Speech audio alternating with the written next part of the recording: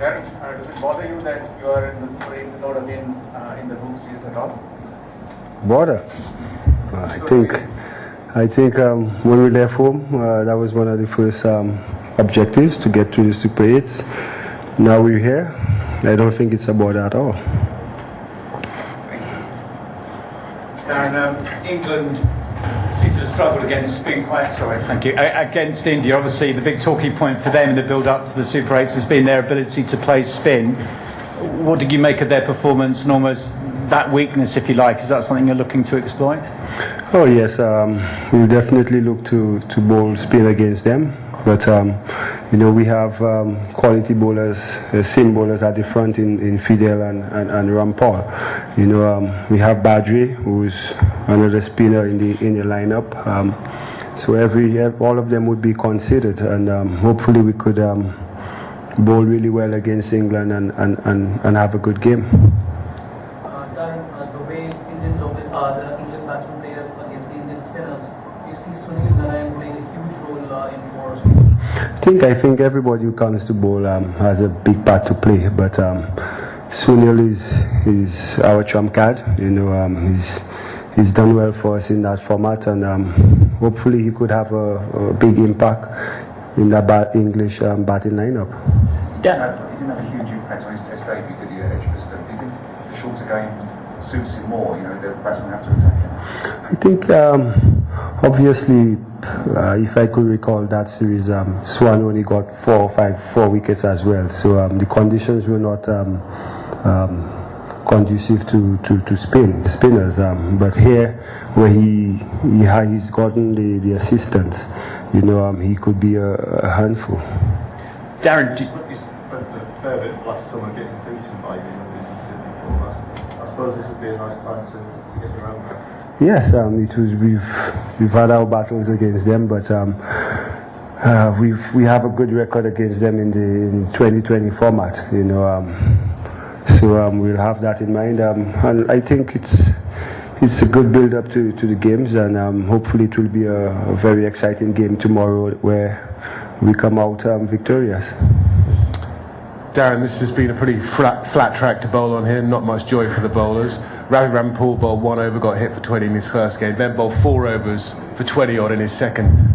Do you think you've got the consistency now to bowl properly on that pitch? Well, we have to have the consistency. But so far the games played, like you said, played here.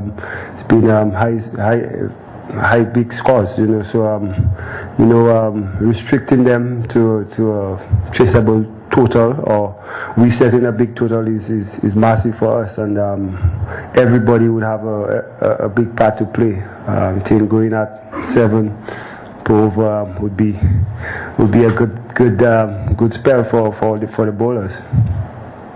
Do you find it surprising, Darren, that Kevin Peterson will be sitting in the TV studio tomorrow and not playing against you? To be honest, I didn't really look at that. You know, it's not my problem. It's not my concern. So I'm not bothered. Well, are you pleased he's not playing? I guess if he was playing, England would be stronger. Well, at the end of the day, he's on the pitch. So a batsman could take 1 ball, a bowler could take 5 wickets. You know, so that's a worry England got to have, not West Indies. What? Darren, psychologically, obviously, do you believe it's a good time to play England? Obviously, they're the champions, but they were shot out for 80 in their last game. Well, England is the defending world champions. I don't think they were allowed the last game against India to play on their minds. We have our plans, and we just have to go out and execute them. Darren, you know, over the last few years, a lot of people have been, I think, in cricket hoping for a West Indies revival, you know. Here it strikes me you've got all your big players, it's a format that suits you, it's a great opportunity for you should win this tournament, shouldn't you? Yeah, we left home, I think the biggest strength for us is the belief in the dressing room that we could win this tournament, and we left home thinking that, and you know, like you said, we have the quality in the dressing room, and it's up to us to go out and display that quality out there and take it game by game, and focus on England for tomorrow, then the next match, and hopefully we progress into the finals and win this tournament, because the Caribbean people needs the West Indies team to win silverware. Darren, you've had 2 rain-affected games in the first round. You think your side has been tested well ahead into the Super 8s? Well, like I said, I think we have a lot left in the tank. We've not played a complete game, but you know, it brings memories back of the last World Cup played in the Caribbean. So hopefully we could gather momentum from here, start off with a win tomorrow, and take it from there. Darren, how do you sum up the mood of Chris Gayle? I mean, he's back on the world stage, and obviously something he loves doing. I mean, how's his mood going into this game against England?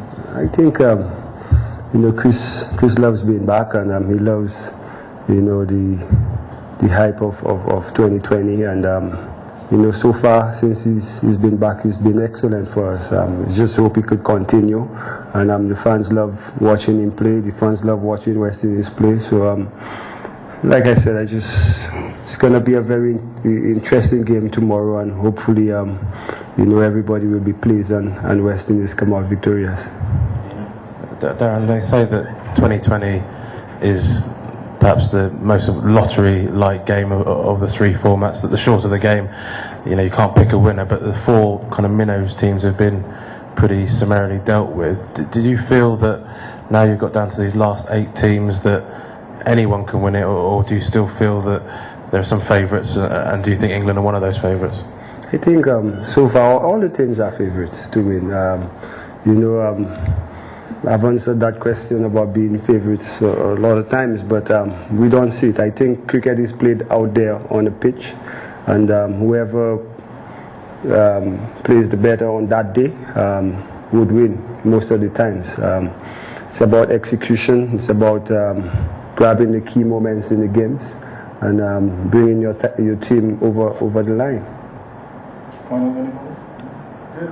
Are you finding the ball flies a bit further to altitude? I think so, because watching it on TV, the ball seems to travel. So hopefully a few of the English bowlers, the balls could travel as well. Yeah, about 500 metres now, above sea level.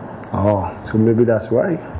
It feels a small ground as well, doesn't it? It seems a bit too small. Yes, it's a good thing. You know, remember in England they had the square boundaries very big for us. So now it's much closer to suit our boys.